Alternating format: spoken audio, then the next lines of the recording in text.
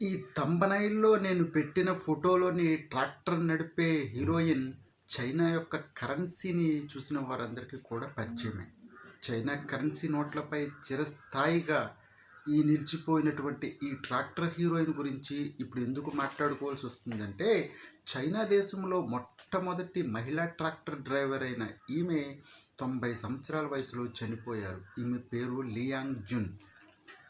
చైనాలో మహిళలకు స్ఫూర్తినిచ్చేందుకు చైనా ప్రభుత్వం ఆమె చిత్రాన్ని 1962లో కరెన్సీ నోట్లపై ముద్రించడం మొదలుపెట్టింది.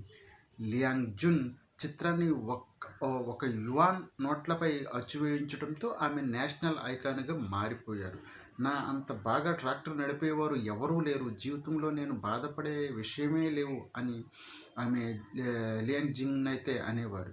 చైనాలోని హీలింగ్ జియాంగ్ ప్రావిన్స్లో 1930లో ఓ నిరుపేద కుటుంబంలో జన్మించిన జున్ వ్యవసాయ పనులు చేస్తూనే తమ గ్రామంలో ఓ పాఠశాలలో ఆమె చదువుకునేవారు.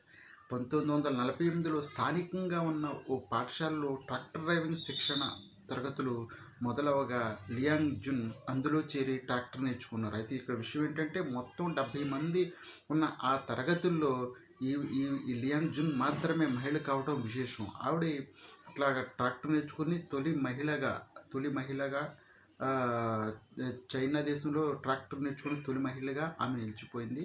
ఈ ఈ నిలిచిపోయింది. చైనా నోట్లపై ఉండే ఈ ట్రాక్టర్ హీరోయిన్ ఇక లేరన్న సంగతి ఈ చైనాను మొత్తం విషాదంలో అయితే నింపింది. Thank you. Please subscribe my YouTube channel. Thank you.